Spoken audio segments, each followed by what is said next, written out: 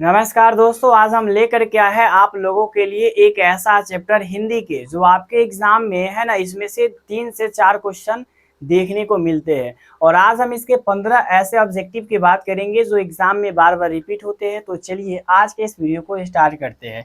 तो जैसा कि आप पहला क्वेश्चन देख सकते हो, नाखून क्यों बढ़ते हैं, पाठ के लेखक कौन है। ये सबसे ज्यादा इम्पोर्टेंट क्वेश्चन है और इसके जो लेखक है वो है हजारी प्रसाद द्विवेदी, जो कि एग्जाम में बार बार लिखे, मतलब कि अगर हम बात करें तो रिपीट होते रहते हैं। इसे आप स्किप नहीं कीजिएगा, पूरा कंफर्म रूप से याद कर लीजिएगा कि हजारी प्रसाद द्विवेदी जी जो है नाखून क्यों बढ़ते हैं इसके लेखक है।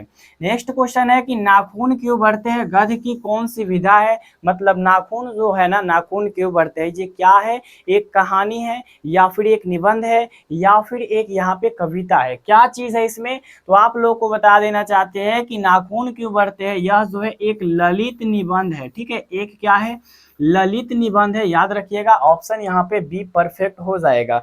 इसी तरीका से आप यहाँ पे देख सकते हो तीसरा नंबर क्वेश्चन जो कि एग्जाम में बार बार पूछता है, लेखक से किसने पूछा कि नाखून क्यों बढ़ते हैं। लेखक की पत्नी या फिर लेखक का मित्र या फिर लेखक की छोटी लड़की या फिर लेखक के बेटे ने।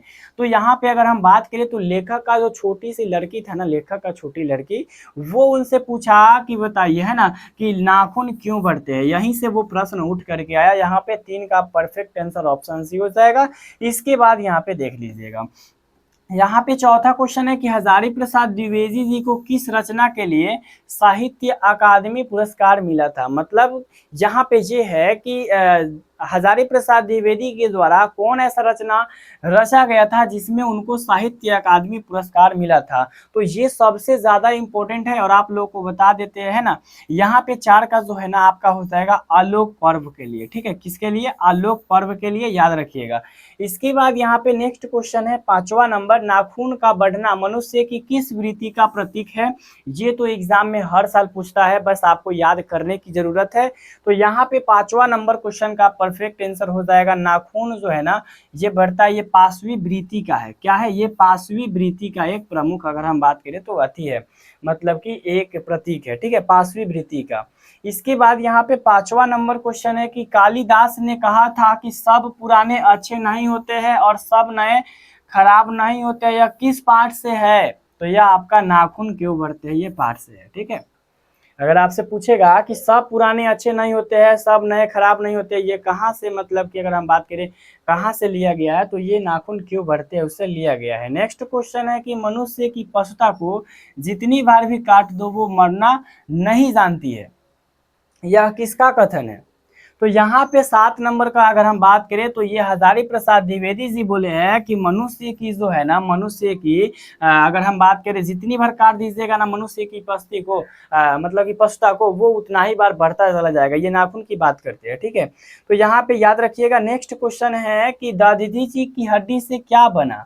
दादी की हड्डी से क्या बना, एग्जाम में ये क्वेश्चन बार बार पूछता है, बस याद करने की जरूरत है। तो दादाजी की हड्डी से जो है ना इंद्र का ब्रज बना था। क्या बना था, इंद्र का ब्रज बना था। 8 का यहाँ पे परफेक्ट आंसर जो हो जाएगा ऑप्शन सी हो जाएगा, बस याद कर लीजिएगा। ठीक है, नेक्स्ट यहाँ पे क्वेश्चन देखिएगा, पूछा जा रहा है कि काम सूत्र किसकी रचना है, बाण भट्ट की या फिर वात्स्यायन की या फिर हजारी प्रसाद द्विवेदी की या फिर पतंजलि की। ये जो काम सूत्र है वो किसकी रचना है, एग्जाम में बार बार पूछता है। तो काम सूत्र जो है ना आपका, अगर हम बात करें तो वात्स्यायन की है। ठीक है, वात्स्यायन, सचिदानंद, हीरानंद, वात्स्यायन, अज्ञेय, इनकी जो है ना काम सूत्र रचना है। ठीक है, काम सूत्र काम सूत्र किसकी रचना है, तो वात्स्यायन अज्ञेय की है। ठीक है, नेक्स्ट क्वेश्चन यहाँ पे है कि शिक्षक का अर्थ क्या होता है, साबुन, मोम, रंग या फिर महावर। तो शिक्षक का जो अर्थ होता है वो मोम होता है। क्या होता है, शिक्षक का अर्थ मोम होता है। याद रखिएगा, शिक्षक का अर्थ जो होता है मोम होता है। नेक्स्ट यहाँ पे देखिएगा क्वेश्चन है कि नर नख धर मनुष्य आज किस पर भरोसा कर रहे हैं। एक बार एग्जाम में ये पूछा था, इसीलिए हम आपको बता देते हैं, एटम बम पर। ठीक है, एटम बम पर अगर ऐसा पूछेगा तो आप लोग एटम बम बोलिएगा, नहीं पूछेगा कोई दिक्कत नहीं है। नेक्स्ट क्वेश्चन है कि अनामदास का पोथा उपन्यास के साहित्यकार कौन है। अनामदास का पोथा के लेखक कौन है, ये भी बहुत ज्यादा इंपॉर्टेंट है। तो आपको बता देना चाहते हैं, इसके जो लेखक है वो है हजारी प्रसाद द्विवेदी। कौन है, हजारी प्रसाद द्विवेदी है। नेक्स्ट क्वेश्चन है हजारी प्रसाद द्विवेदी जी का जन्म कब और कहाँ हुआ था? तो अगर हम बात करें हजारी प्रसाद द्विवेदी का जन्म तो बलिया उत्तर प्रदेश में हुआ था 1907 ईस्वी में। हजारी प्रसाद द्विवेदी का जन्म 1907 ईस्वी में बलिया उत्तर प्रदेश में हुआ था। 13 का परफेक्ट आंसर ऑप्शन ए हो जाएगा। इसके बाद यहाँ पे नेक्स्ट क्वेश्चन देखिएगा, कहा जा रहा है कि अल्पज्ञ पिता कैसा जीव होता है? अल्पज्ञ पिता जो होता है कैसा जीव होता है? ये एक दयनीय होता है, ठीक है, ये आप लोग याद कर लीजिएगा। यहाँ पे 15 नंबर क्वेश्चन है, सफलता और चरित्रता है ना, सार्थकता मनुष्य किसमें प्राप्त करता है? तो यहाँ पे अगर हम बात करें 15 नंबर तो प्रेम, मतरय और त्याग में, ठीक है, यहाँ पे ऑप्शन सी परफेक्ट हो जाएगा।